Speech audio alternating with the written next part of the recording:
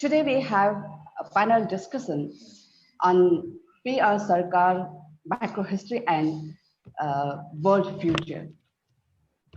I'd like to invite our honorable panelists here. Our first panelist is Professor Sohail Inayatullah. He is a Pakistani-born Australian academic, political scientist, and futurology researcher, and visiting professor in graduate at Institute of Future Studies at Tamkang University, Taipei, Taiwan, and associate with Melbourne Business School, the University of Melbourne. He is inaugural UNESCO chair in future studies. He is the author of many significant books. Few of them are here. Situating Sarkar, Tantra Microhistory and Alternative Future in 1999. Understanding Sarkar, the Indian Episteme Microhistory and Alternative Transformative Knowledge, 2002. New Humanistic Educational Future, Liberating the Pedagogical Intellect. His most recent book is Thinking in Asia and Pacific, Why Foresight Matters for Policymakers in 2020. He is also the author of PROUT in Power, Policy Solutions that Reframe Our Future. He is currently working with the government of Egypt on national manufacturing strategy, the government of Abu Dhabi on national tourism strategy, the United Nations Economic and Social Commission, Asia and the Pacific, regional climate change strategy, the government of New Zealand on their vision for well-being for 2050, and many more. The list is so long. We feel very honored to have you, our panelists, sir. Thank you so much. And our second panelist is respected Acharya Santoshananda Avadhuta, who is a senior monk in the Anand organization, has sacrificing his whole life for suffering humanity. Now he is giving his selfless service as a joint National Secretary of PROUTIST BLOC of India, fighting to establish new humanistic socio-economic philosophy, progressive utilization theory, in short, PROUT. वो किसी परिचय के मोहताज नहीं हैं, that would be very, very true. He is a renowned actor. He did lots of popular TV serials in yes, Shaktiman was one of them, and lots of popular Bollywood movies. He has conceptualized Abhinay Yoga, which is the combination of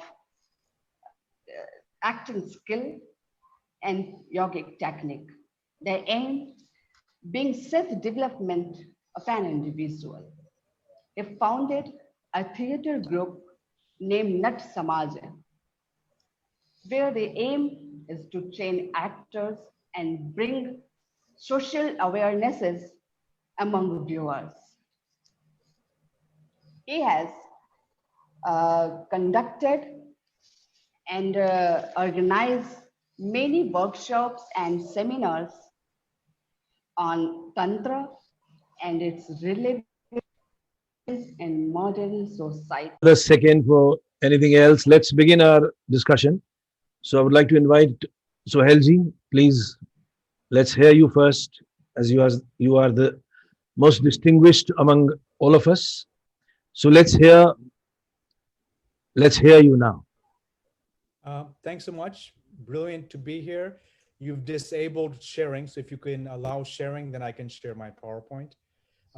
I'd like to take the time to look at the contributions of PR Sarkar, particularly about thinking about his contribution for the next 100 years or so. So if I can please get it says host is disabled. attendee screen sharing. So if I can get that possible to share, then I can share my presentation. If not, I can't. While I'm waiting for that, basically, I've been a student of SARKAR since 1975, when I first started to read his work.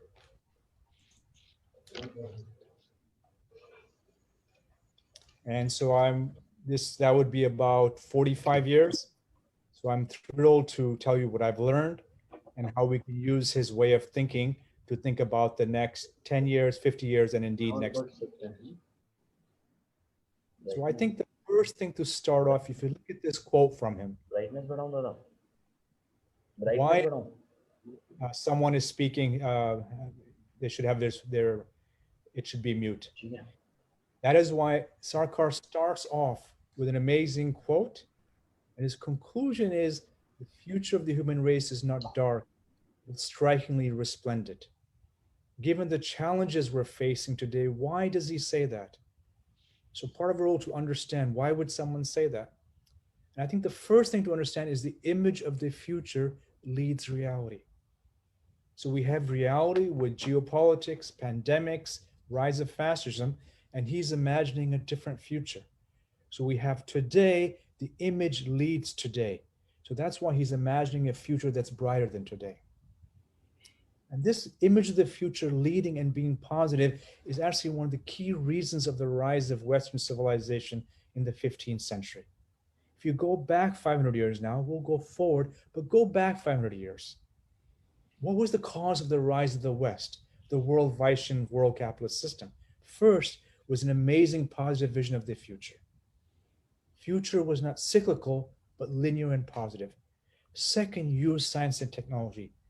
3, break feudalism and go towards meritocracy. Use information to optimize organizational behavior. Make institutional power transparent, not secretive. And the crucial part is you and I can create the better future.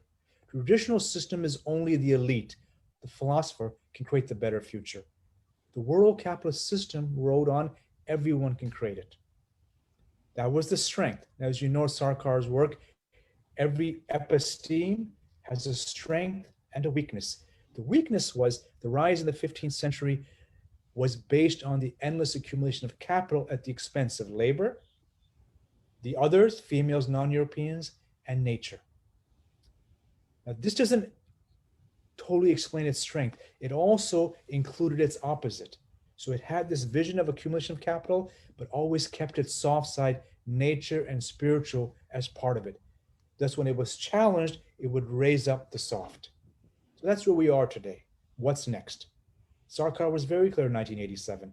We are near the last stage of the Vaeshyan era. So he's very clear, something else is emerging.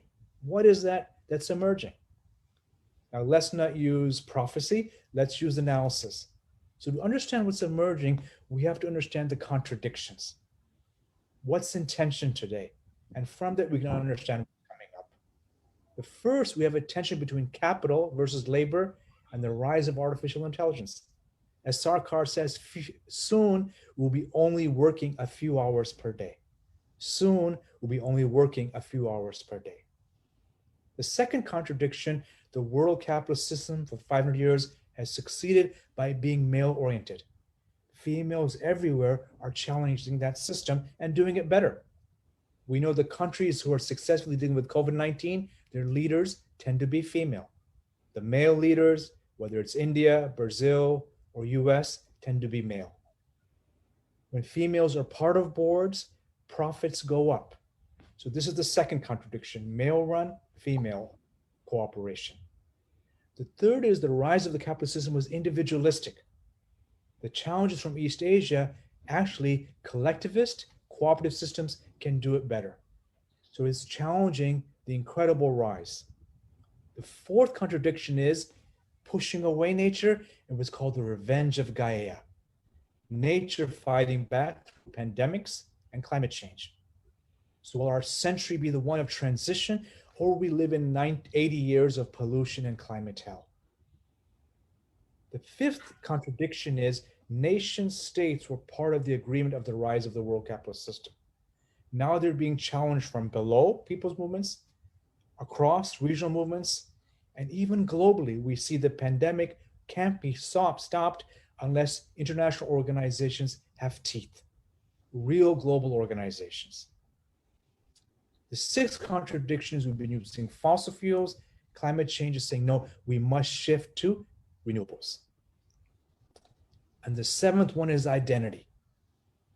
In periods of transition, people go back to what they knew.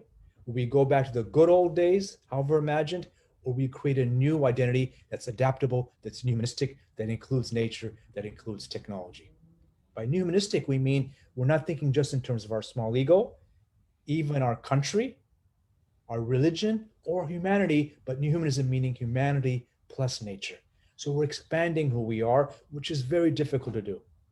We expand when we're happy. When we're challenged or we feel fearful, we go to our tribe. And why is this the case? If you go back again the 15th century, the rise of the world Vaeshyan system was very clear. It was based on Darwinism.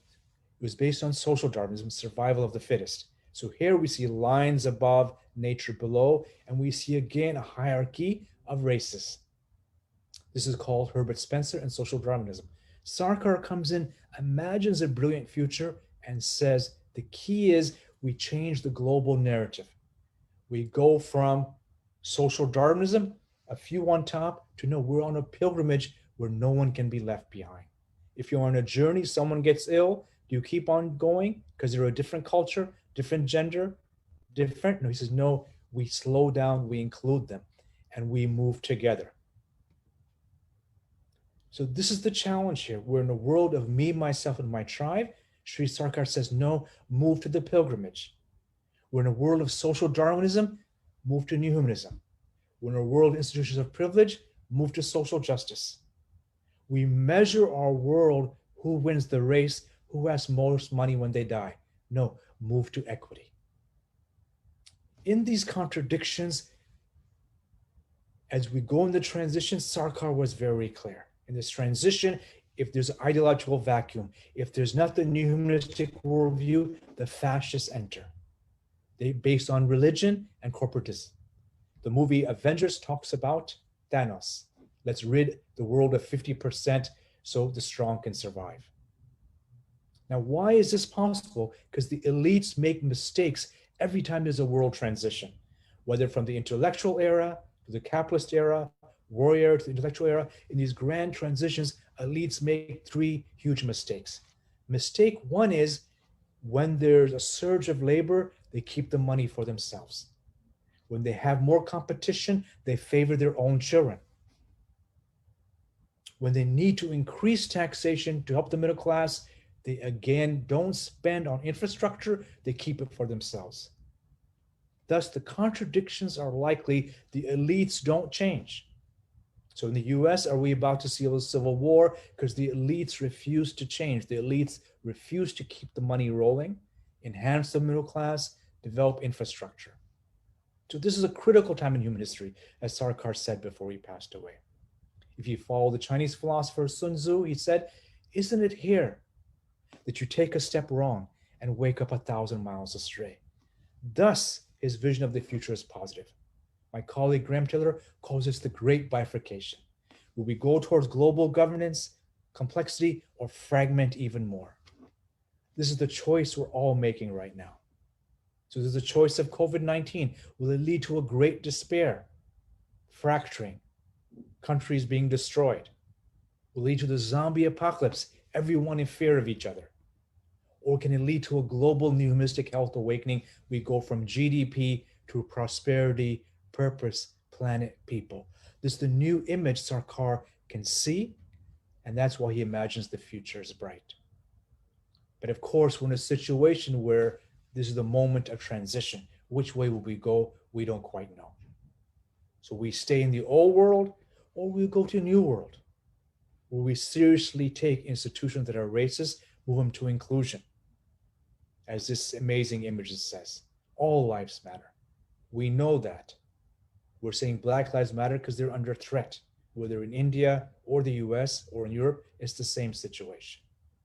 So we're in a situation of a crisis, and we want to move towards basically its hierarchy only for the few, towards a global world system based on humanism, where all consciousness matters. So this is the transition we're actually involved in. So if you look at these two images, on the left is traditional macro history. It's linear, going into space based on nuclear energy. Then you look to the image on the right. Ancestors are included, spirit plus technology, nature in the beginning, at the center, the guiding hands of spirit, intergenerational. Look at the difference. We're using technology, but technology is not the focus of life. Ethics and equity is. On the left image, it's all about technology. So this begins the discussion of the next 500 years. Which way will we go? As people involved in thinking about the future, we never quite know what's going to happen. So we look at scenarios and alternatives. Scenario one, of course, the West continues. The world capitalist system find ways to rejuvenate by including others. The West goes forever. Scenario two, we go back to the 18th century when India and China had the 50% of the world GDP. This is Asia returns. Scenario three is the end. Global capitalist meltdown, robots taking over, end of markets. Climate change destroys everything. And there's scenario four with SARKAR Imagine, the new story. We have nations moving to regional associations, the rise of the Asian Federation, the African Union, the European Union, the Americas Union. But this is based on regional cooperation, and we start to create something else. That's the transition. My own teacher, Johan Galtung, we wrote a book. It was a series on SARKAR. This one was more general on macro history, asking, are there patterns to change we can use to understand the next 50, 100 years? Our conclusion was yes. There's cyclical, linear, pendulum, and spiral. So these are 7 or 8 macro historians I use, and I'll use them to start to think about why SARKAR is so positive and why the future can be bright. From Khaldun, he says, expect decline. Don't be surprised when they're decline. So we could see the elite who are unwilling to change, we see decline in them.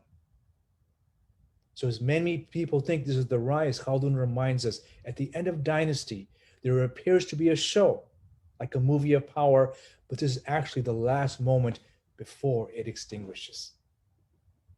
Auguste Comte talks about the end of history, science and technology going forever. Is this the case? We've argued that's what developed the world capitalist system, but it won't continue. What will continue to rise? In our book, Asia 2038, we talk about science and technology, space exploration, and spiritual consciousness, the awakening of the global brain. That is likely to continue. The other things are being challenged. Sorkin says, see things as a pendulum.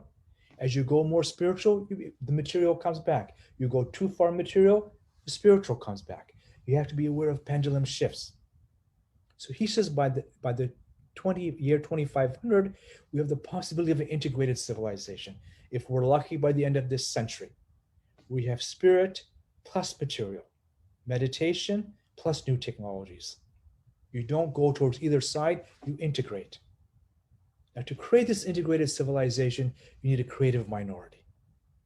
In every civilization transition, there's a group who imagines a different future. They create social movements. They challenge the present, as Dada Santoshananda is doing throughout with Samaj movements. They challenge, they create the new leadership. Who are they? For SARKAR, these were the Sadvipas. Women and men who think differently and act differently. They break the cycle of history. They break the cycle of history. They serve. They protect. They inspire. They innovate. They become critical for the next phase in human history. So part of the work was, how do you create more people who are more integrated? We want a global governance system, regional governance. These are legislative legal changes. But behind legal changes are always human beings. How do you create a human beings who are different? And this becomes the key point of Kardashev. He says, right now, we're a type 0 planetary civilization. Our culture is religion, nation state based. Our energy needs are huge. We're going to crash because we'll self-destroy. We have to create a type 1 civilization where we use renewable, solar, wind, etc. in a global governance system. That ensures progress. If we don't, throughout the cosmos, he argues, civilizations try to get to type 1, but they self-destruct, they stay at type 0. They cannot resolve the contradiction between energy needs and culture, which is tribal. Global governance, greater energy needs. As we move forward, Kardavich says, in 1,000 years, we develop the energy needs to leave the earth. In 10,000, we become galactic, become virtual, become spiritual. So that's the long-term transition, going from a world economic system to a planetary system to a solar system. This is only possible if we move from fossil fuels to renewable energy. We move from tribalism to planetary cooperativism. So this is the great transition Sarkar talks about, Yuga Sandhi. It's imagining a world after capitalism. And this becomes the critical part of everyone's involved in social movements, spiritual movements, to stay focused on where are we going. So where are we going? So transition 1 is nation state, regional to global governance. That's the first transition. Transition 2 is a world global economy based on economic democracy, based on cooperatives. And we'll say why this will work better soon.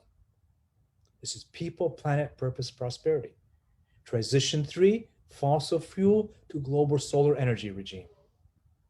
Transition 4, as I said earlier, from materialism to a mind-body integration to eventually in the next 500 years, the spiritual episteme, which defines spirit as first. Transition 5, going from patriarchy to gender cooperation to authentic gender partnership. Now, why are these transitions possible? What's our role here? The role of the Sant Vipra, of this creative minority leadership, as Toynbee talks about. As systems start to expire, decline, we need people who imagine a different future. As Bernard Lowen said, only those who are able to see the invisible are able to do the impossible. They imagine the new future and they start to create it. Now today we're in a situation, we're in a storm. There's a gigantic storm all over the planet. And the storm will get worse with more pandemics, with climate change. But we're on different boats. So we need a new story. In this storm, everyone is arguing. It's called con spirituality, using spirituality to fool people. There's fascism, leaders putting themselves first and using religion as politics, putting their nation state first. We have that in India, we have that in the US, we have that in Brazil, we have that in many countries. So how do we, if you wish to be part of the transition, if you wish to be part of the solution, what do? Many people argue emotionally, argue by sentiment. The argument I believe Sarkar would make is no, you argue through anchors.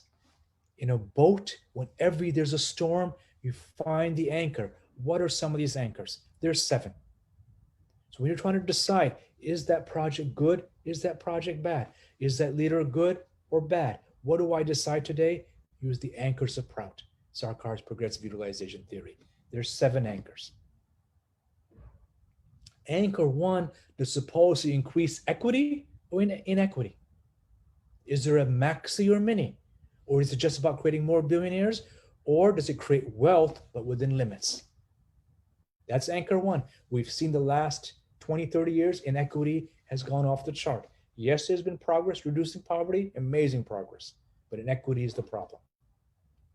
Does the leader speak in terms of communalism, race, or does he or she speak the language of humanity?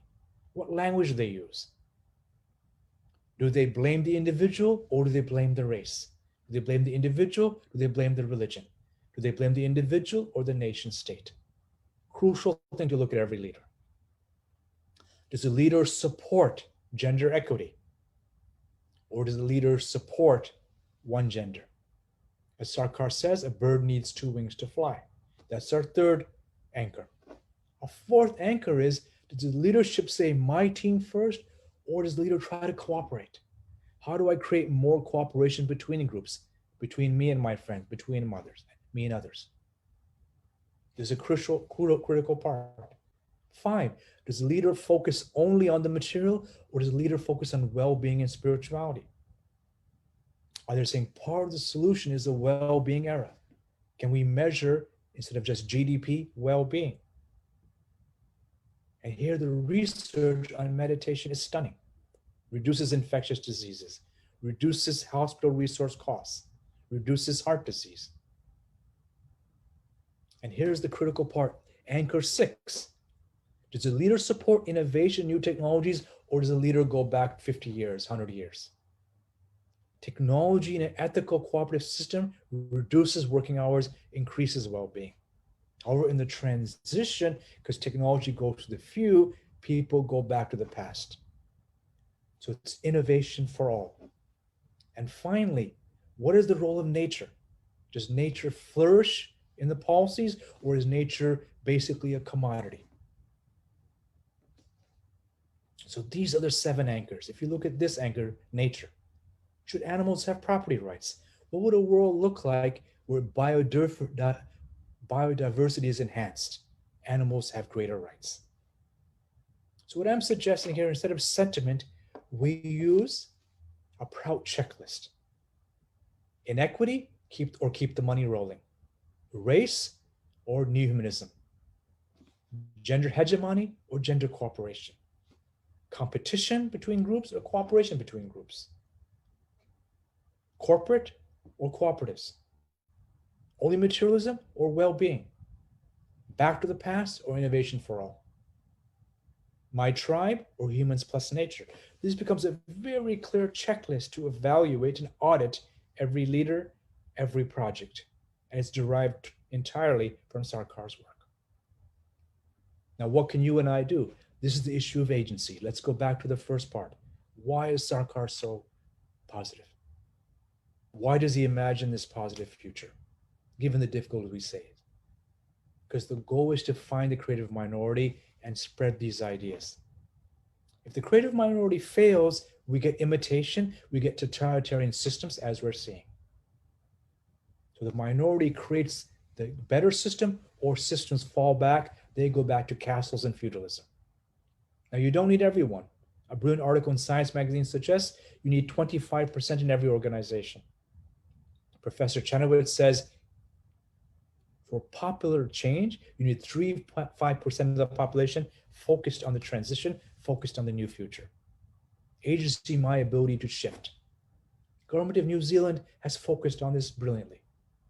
In the storm, they use science, as SARKAR would suggest. Rapid, early, decisive. Inclusion of Maori, inclusion of the indigenous. And they tell a new story. What's called a team of 5 million. Not my country first, but a team of 5 million. SARKAR's question is, and the critical question, can we create a team of 8 billion? Can we create a team of 8 billion? Is that possible? Carterfish says there's no choice. The contradiction between energy needs and tribalism ensure planetary failure. Unless we create this team and use new energies, we cannot succeed. How do we measure this shift? No project succeeds without the accountants being happy. What we do what counts. We count what we count. So we're shifting from a single bottom line, short term, to a quadruple bottom line. Prosperity, people, planet, and purpose. The PROUT model. Now here's a critical part here. Again, why is SARKAR so positive? I was doing a project on Malaysia 2050 with the leader physicist Mazlan Atman. After the project, we were driving together. I said, Professor Atman, tell me what happens the next 500,000, 10,000 years. She says, you have to understand, evolution favors the efficient. Evolution favors the efficient. So I thought, what's inefficient? Inequity is inefficient because services are not spread to everyone. Lack of partnership is inefficient because people don't feel involved. Destroying nature is inefficient because we lose biodiversity. We lose our planetary ship. War is inefficient. They're inefficient at the allocation of resources and identity. New humanism is efficient. Global cooperatives are efficient. Global governance is efficient. Tribalism is inefficient. So thus she says efficiency will win out. Spirituality is efficient. So let's conclude it. Let's go back to how we started the talk. The flame of a lamp lights up countless other lamps. The elan vital of cosmic consciousness continues, and thus Sarkar concludes the future of the human race is not dark, rather it is strikingly resplendent. I hope I have made the argument why the future is bright, why Sarkar thinks it's bright. If you look at the last 500 years, why the era we've had is coming to an end, and why there's critical choices we have to make. If we make the correct choices, we have a brilliant future ahead of us. If you found this of interest, here is the 5 books Dr. Anand mentioned that develop more on Sarkar. Thank you very much for your time. I hope you found that useful, and very happy to pass it on to the other panelists.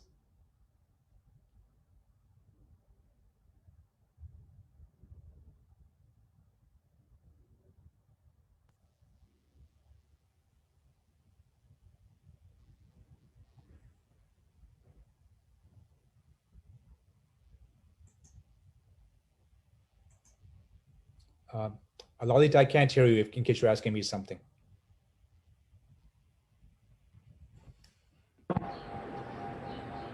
Can you hear me now?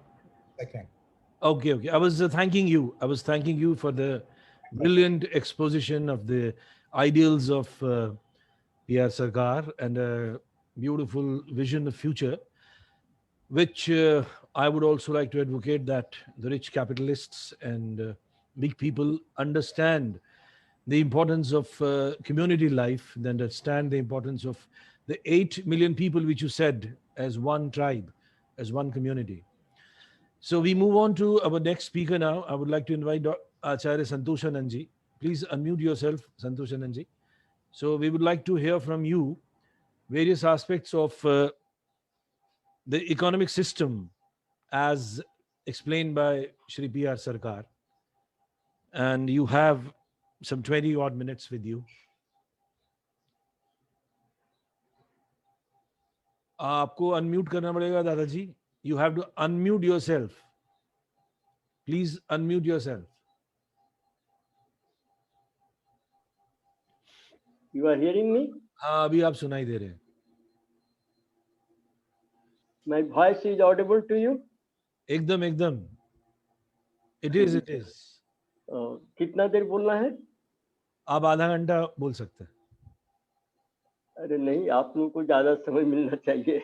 20 minute, 20 minutes. Okay, thank you very much. So, in the beginning, when our dear sister was introducing me, she had used the word proudest bloc of India. So here I want to make a correction that when Baba Sri Prabhat Ranjan Sarkar has announced the formation of this political party, he said PROUTIST bloc India.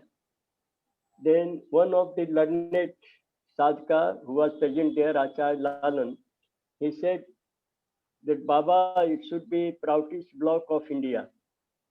Then Baba said, no, the name of the party is PROUTIST bloc, and it is a global phenomenon. Since the PROUTIST here in India are working, so I have added the word India. So when the PROUTIST will work in Nepal, it will be PROUTIST bloc Nepal.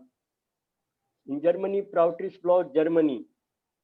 So I am national convener at the moment of PROUTIST bloc India.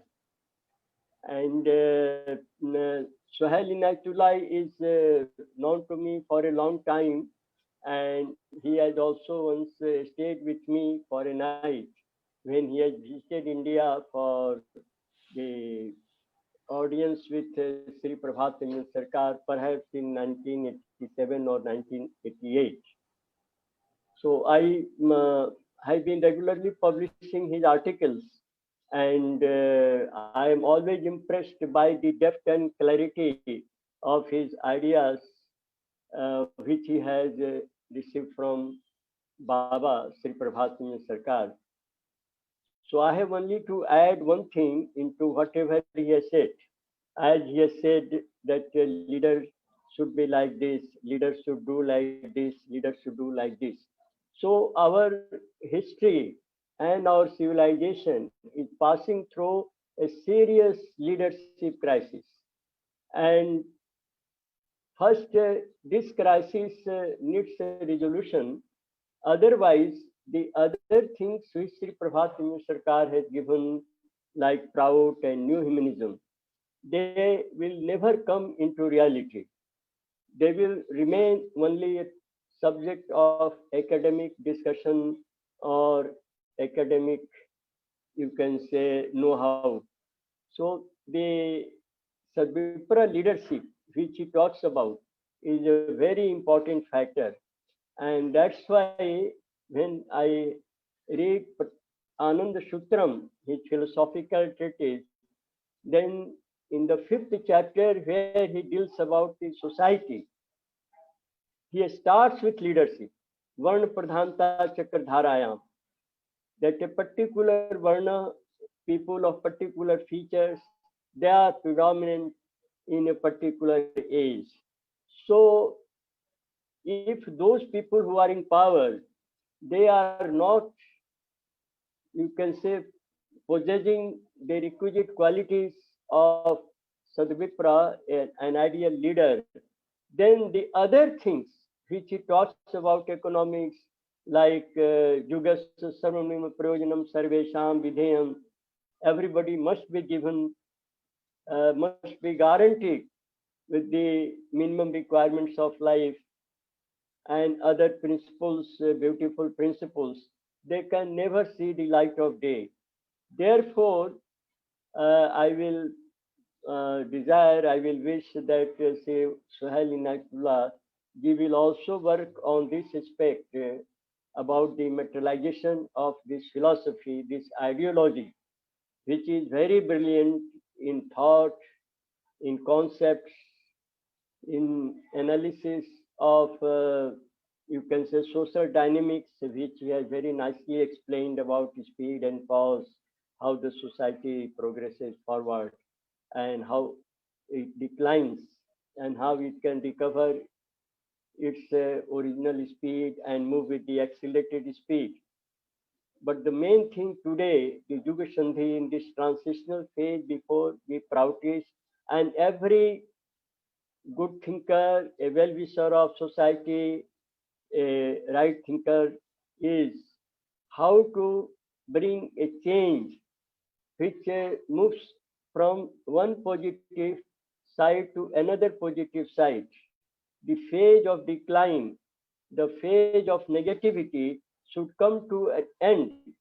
Rather, it must come to an end. Let us work towards that direction, towards that goal, which is very important. Humanity is in a great crisis. When I go to villages, in the remote villages, people are in great sufferings. They can't make out a living. Crores of people in India go to bed hungry. This problem of hunger, we have not been able to eradicate. This is, of course, our topmost priority in our socio-economic agenda. But this agenda can only be carried on and taken to the final result when the leadership is of the required quality. That's why in this short time, I will only emphasize that let us work to organize moralists, to unite them and create a great collective psychology in favor of suffering humanity. Nobody, I think, maybe very few persons, maybe 0.1% or 0.2% persons who think about suffering humanity. suffering humanity is always at discount. And those persons having burning love for suffering humanity, they have to come forward. They have to give leadership. They have to become the voice and the aspirations of the suffering humanity. So, so far I am concerned, I have also carved out a role for myself in this critical situation. And that's why I have chosen this platform of PROUTIST BLOC India, which is a political party. And fortunately, I can say it is founded by my revered spiritual master, Shrii Ananda ji. And when he had announced the formation, he also told that I have given many thoughts on political reforms, on electoral reforms, on restructuring democracy, but who will do it? And therefore, I have founded this party which will work towards that end, so that the reforms are materialized and the social system which is going towards further and further degeneration can see a bright day and the suffering of humanity comes to an end. So I am trying my best that there is a polarization in politics, and PROUTIST BLOC India becomes a platform of moralist politicians. The politics which is hated by people today, it becomes I cannot say profession, but an occupation of good people, of virtuous people, of moralist people. So for this polarization is very important. And in politics everywhere, I find not only in India, but in the whole of the world, I find that there are unholy alliances. And these unholy alliances always have only one object before them, that is lust for power. How to come to power, enjoy the power, and no concern for others. It is totally self-centered or matter-centered, and I can also say, as Sri Prabhat SARKAR has said, dogma-centered. Matter-centered, self-centered, and dogma-centered. These three forces are working very aggressively in the society. And the God-centered, or I can say those who have selfless love for suffering humanity, these people, lovers of God, lovers of suffering humanity, they are always, in great crisis. They are unable to face the challenges of the immoral forces. Therefore, this PROUTIST BLOC India, founded by Sri Prabhat SARKAR, will certainly lead suffering humanity in this critical phase. It will unite moralist politicians and organize them so that the collective psychology emerges in favor of the suffering humanity, in favor of removing economic disparity, removing political corruption, removing the degenerating culture, and makes a Sarvipra society before our own eyes. And I'm sure by God's blessing and by the blessings of my revered master, this vision will be materialized and we'll be able to see that day in our own lifetime. Thank you very much. Lalit PARIMOO ji, now I think my time is over. Your voice is not audible.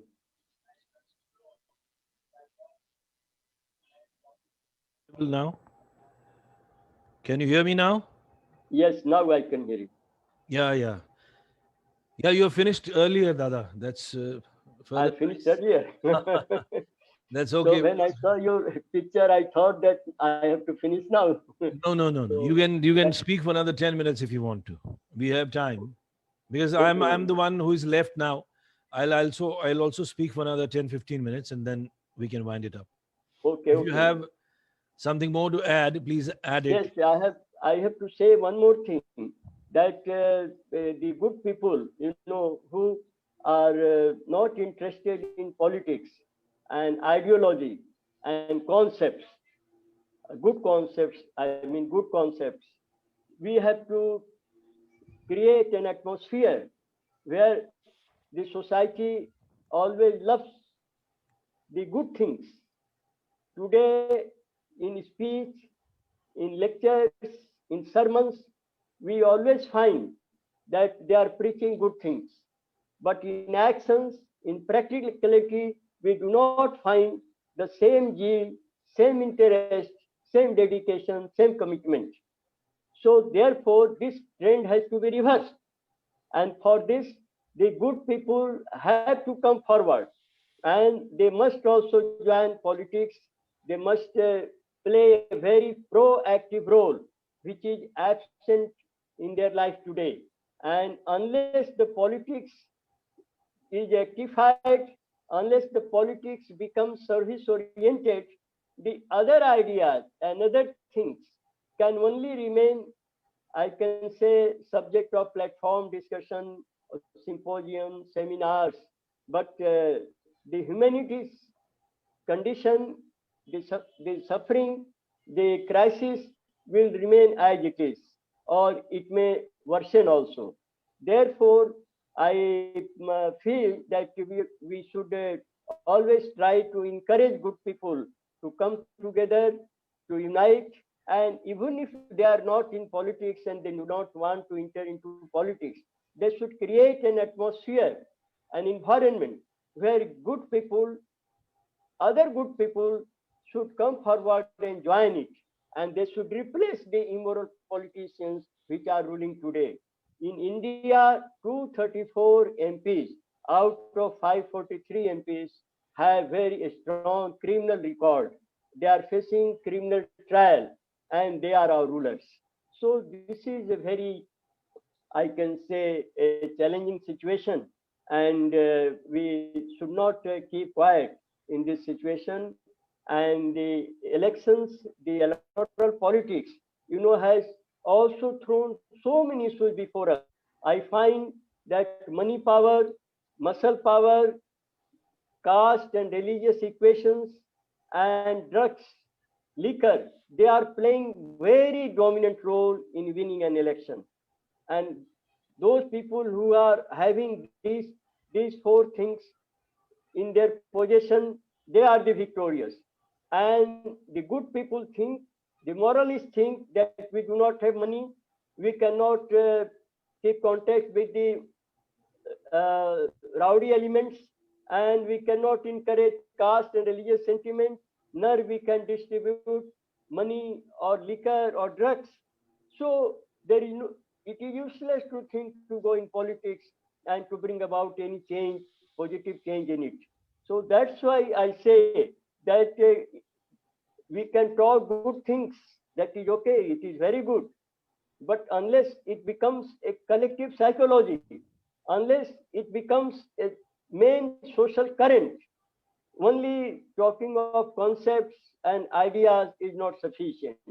Let the whole world, let the intellectuals of whole world, disgruntled intellectuals of the whole world, unite, and they raise voice in favor of suffering humanity unitedly, not in a disunited manner, and let them give hope to suffering humanity that they should not feel despair, they should not feel dejected, and there is hope for them. The sunrise will come in their life, in the life of the civilization, and we will have good days before us. And I'm sure those good days will come. And at least about myself, I can say that I want to work in such a way so that I see those good days in my lifetime. People do not trust me, they do not believe me that how this will happen in such a grim situation, but I certainly assure them that this will happen. We have to work. There is no alternative of, I can say, very aggressive activism. So we have to work very brilliantly, very patiently, and very consistently to get the result in our favor, result in favor of suffering humanity. And I would like to conclude with the first four sentences of Sri Prabhat Ranjan Sarkar's song, which he gave while he was in the prison. He has named it the eternal song of the moralist. We also say it the eternal song of the proudest. The first four lines, very meaningful lines, are that morality the demand of the day. And we see that morality is not the demand of the day. This is the collective psychology today. So this collective psychology had to be converted into morality is the demand of the day. Morality must become the integral part of our character. And then he says, proud is the cry of suffering humanity. If we want this suffering of the humanity to come to an end, then we have to implement PROUT. Implementation of PROUT is very important. Then alone the cry of suffering humanity will stop. And then he says, wise you may or may not be, if sincere success is certainty. They are very golden words. If sincere success is certainty, we may not be very learned, we not be very skilled and efficient, but if we are sincere, we are honest in our speech and thought, in our mind, speech and action, if we are honest, then we'll be successful. This is the blessing from that great spiritual master. And so this blessing will certainly help us to move forward and to achieve our target. So my main concern about this macro history and also micro history is that the history should be now rewritten, and that history must be about the role of every person, every you can say individual, and every community and every group of society. We have not to ignore anybody. And as Sohail Inayatullah ji has very nicely explained that not only humans but also plants, birds and beasts, we have to include all of them in our family. It is like a pilgrimage, and so we have not to ignore the suffering of anybody. Nobody should feel despised. Nobody should feel that we are not caring them. And I think if this psychology evolves, then it will not take much time to change the whole social order. So our efforts should be always for systemic change, not only for change in the political parties or the ruling party or the government, those people who are in the government, their faces, but our effort should be to change the system. And so those who want to change the system and bring it in the favor of suffering humanity, we have to support them, we have to make them stronger. That is the real task, and we must not shirk our responsibility. Thank you so much. Thank you so much, Dadaji. Thank you so much. Thank you also that you have given me so much time to speak. You got the extra time. Yeah. So let me sum up. We had from Sohailji a theoretical understanding of the vision of future according to Shri P.R. Sarkar. And then from your point of view, we found few ideas regarding the practical implementation of that philosophy, that ideology, which means entering into the political world, entering into the world of activism, generating new ideas, creating awareness about the entire ideology, and thus bringing an overall change in the thought waves. That is what the practical work means. Now I would like to talk a few more things about this economic system, which is known as PROUT, P-R-O-U-T. And many people are aware of it and many people are not aware of it. The world right now, the majority of the people still understand that the broad general view of the whole humanity is the view of capitalism, the view of capitalistic economy. Any average, intelligent, ambitious person cannot get easily attracted to other idea apart from earning good money, earning good wealth, supporting his family, making good money, buying not only one flat, another car, and everything moves around what the main thrust of the society is. Now here in this regard, I would like to throw some light on the few aspects of the economic system laid down by Shri P.R. Sarkar, and which is totally different from what other people, other philosophers or other thinkers have said till date. If we go through the long history of thinkers starting from Socrates and ending up till Karl Marx, we find that lately in the last 300 years, it's only Karl Marx who made a great impact on the Western world, and then even in the Asian countries also. And people started following his ideals, his thinking. But ultimately, in last 20 years, 30 years, we have seen that all ideals, according to Marxism and Marxian socialism, have ended up in a disastrous failure, because they were all utopian ideals and utopian thinking, and it could not help or it could not touch the souls of the common people. But still, it made an impact, and a lot of intellectuals were affected by it. And whatever they did later on in their lives, whether they were happy or unhappy, that's different. But still, Karl Marx made an impact by talking about the rights of individuals, talking about the rights of the labor class, talking about the exploitation of rich class. Now here, Karl Marx was a pioneer, that he spoke about the exploitation of the ruling class, which even P.R. Sarkar has mentioned in his theories. Now, P.R. Sarkar updated the theory of Karl Marx of theory of social cycle. According to Marx, the theory of social cycle begins with primitive communism, moving on to feudalism, then to capitalism, and then the ideal society of communism, modern communism, which he had his own vision, where the rule of proletariat will be there, where a stateless society will be there, where everybody will be earning equally. And thus, he created a vision for masses. And that is how a lot of activity happened, because of that vision only. Upgrading this theory, because this theory is again a defective theory, and we will realize within 30, 40 years that this theory doesn't have its base. It doesn't have a ground, because the dictatorship of proletariat could never be envisioned. It's really impossible for the labor class to become the ruling class. So P.R. Sarkar propounded another theory of social cycle, where he explained in detail the beginning of the history from the Shudra era to Kshatriyan era and to Vipra era to Vaeshyan era, and then the cycle continues. This is how we defined the history and society. It's far more rational, it's far more scientific, it's far more acceptable, because according to the past rishis of India, we divided the entire society in 4 major castes: the Shudra class, the Vaeshyan class, the Kshatriya, and the Brahmins, or the Vipra, or the intellectuals. So it exists even now, though the permutation combination may have changed. And we can add to this theory that some people are a combination of 2 castes. Now, a person who is an intellectual and at the same time is earning good money, he is a combination of Vipra and Vaeshya.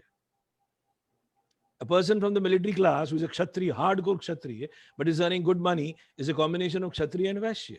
So things have changed in the modern society. Even we have certain labor class. We have a lot of maid servants who are earning good amount of money. They're Shudra. They're earning money by doing kitchen work.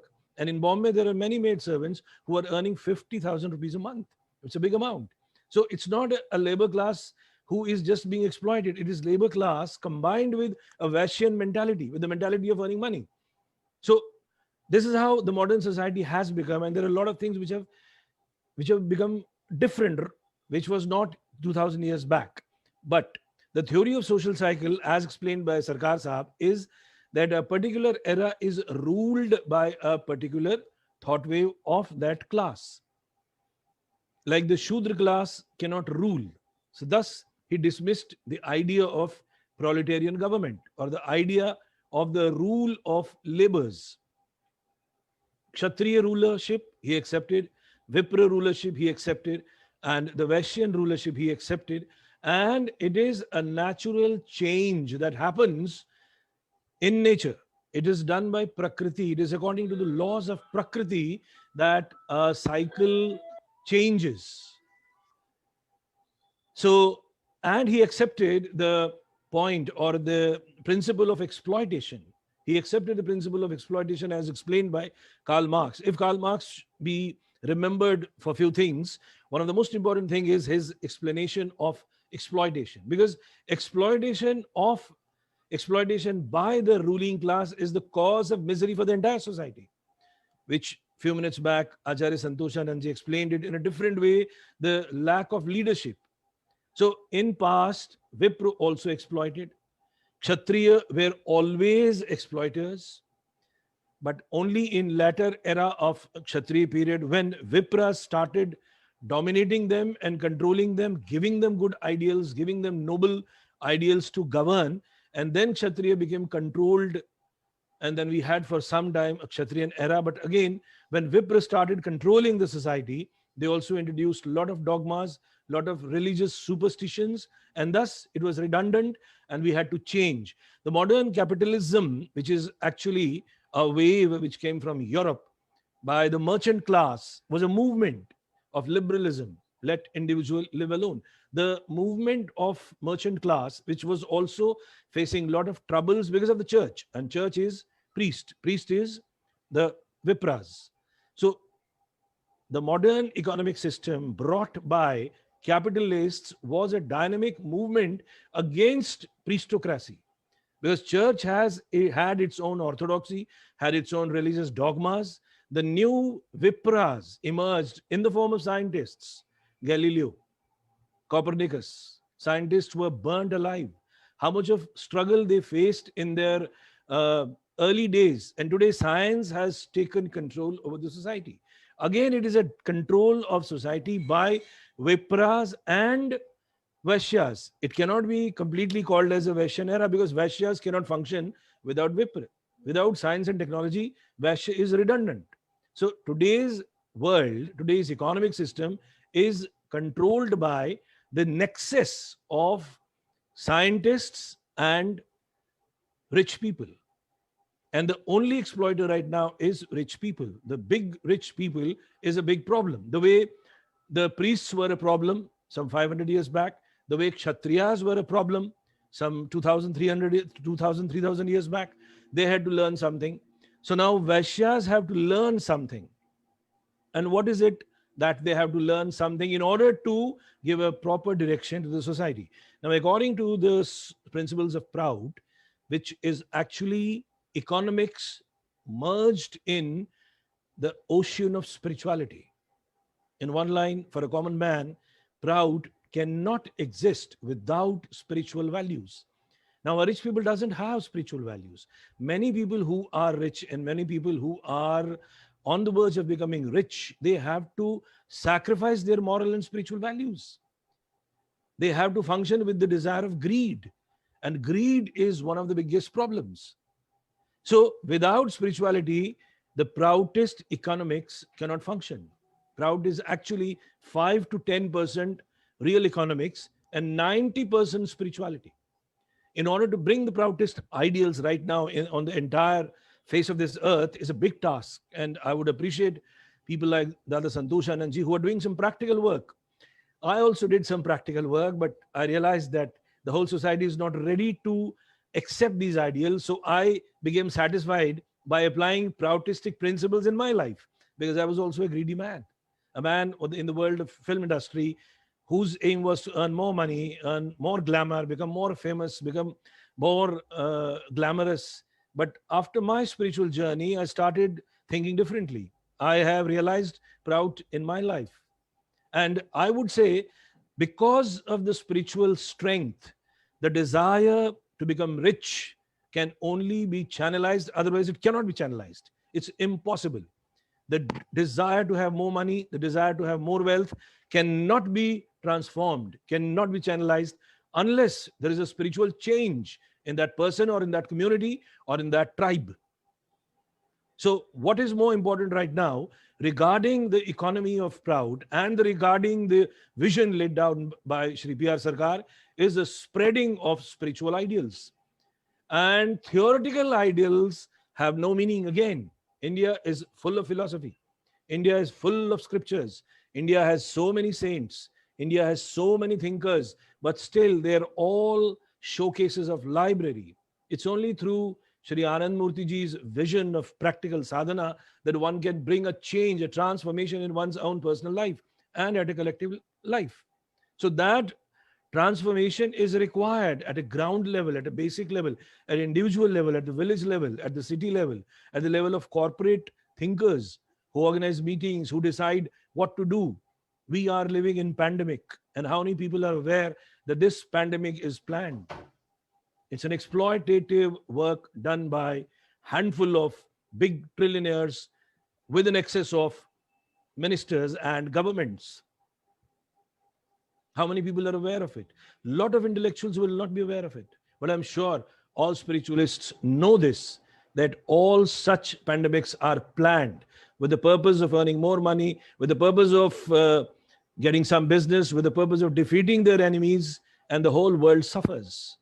So we have to practically realize the suffering of humanity done by exploiters. We have to bring those dark faces in front of the people.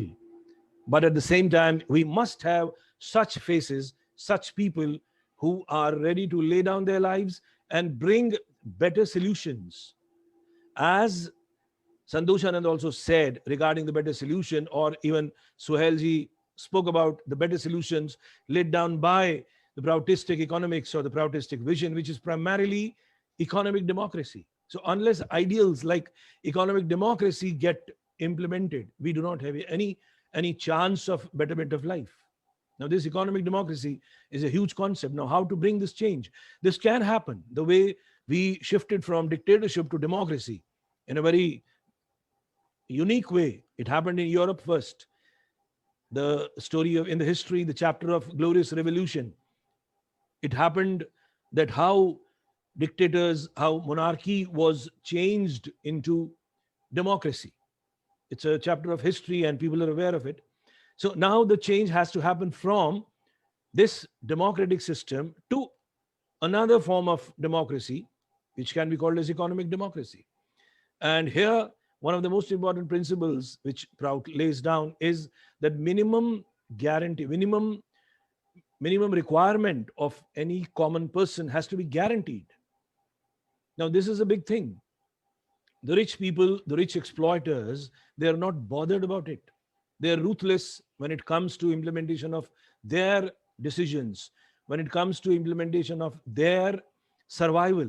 When they realize that my business cannot function unless and until I have to destroy some other's business, they become ruthless. So they are not bothered about the lives of the hundreds and thousands of citizens. Now we are heading towards certain new political changes all over the world, and very soon we shall see a kind of world war happening within 5 years or 10 years. The ground has been laid down by it. The ground has been laid down. So we shall, all thinkers will realize that where has this system led to? Even during the era of First World War and Second World War, the European thinkers, European writers, the educationists, the intellectuals, they were so much troubled and so much disappointed by the war and the war phenomena that they were completely frustrated, disillusioned, and they used to write against the government decisions, but they couldn't do anything. Nothing much was done. Whatever was done, it was only at a peripheral level. Whether it was after First World War or whether it was after Second World War, we are still functioning according to the capitalistic ideas. And what happens in Europe and America it's like a replica happening in the Asian countries. So what India is seeing now, it has already happened in Europe and America. So they are just running their business without any ideology. The ideology is of me, mine, and myself. The ideology is of money, money, money. Ideology is of rule, rule, rule. So in order to bring a solid and a complete shift from what PROUT says is very challenging. And I would say, because Shrii B.R. SARKAR was not an ordinary social philosopher, he was a spiritual giant, and he had his own vision. So we have to have faith in his ideas. And as followers and students of his ideology, our job, our undertaking should be that we should keep on doing our best at our level. There is no other option left for us. And as an individual, we have to shun everything connected with richness. Now, I would like to say something about this richness, because people want to become rich. This is an ideology. But see, if you apply spirituality with richness, you will see even 2000 years back, people had realized, the great spiritualists, religious leaders had said that rich people are the cause of so many diseases. Jesus Christ said, a camel can enter into the hole of a needle, but a rich man can never enter into the kingdom of God. It's impossible. Now, this explains how richness is a big, big, big obstacle on the path of spirituality, as an individual also, and as a collective movement also.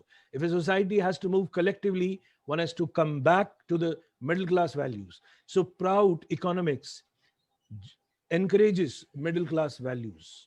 So that is why the very first principle, or one of the principles, is that no one can have the control over the property without the collective permission.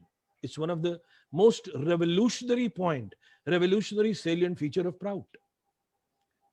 Now, if really this happens, I'm sure if this happens, then general masses have to be highly moralistic and highly spiritualistic. Only then this ideal can be practically implemented. Otherwise, it will remain a utopian ideal. But I'm sure it may happen in 50 years or 100 years or 150 years. So it is not an impossible thing. Earth has seen so many changes happening from one stage to another stage. So this will also happen. Surely science will remain there. Science still will be guiding the entire humanity. But later on, I'm sure things will be such that all such ideas which are not helpful for the general upliftment of the masses, those scientific ideas will be shunned aside. They will be kept aside and they will not be encouraged. Anyway, the time is tickling, and we don't have much time left. And if we have anything else to be said, or we can end the meeting now.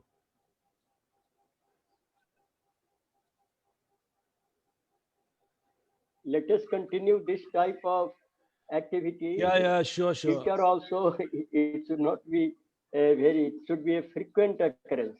Yes.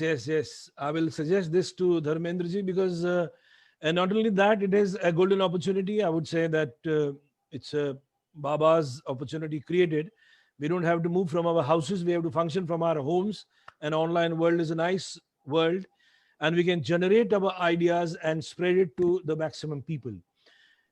So as the ideas of Marg are such that economics and spirituality, it has to go hand in hand.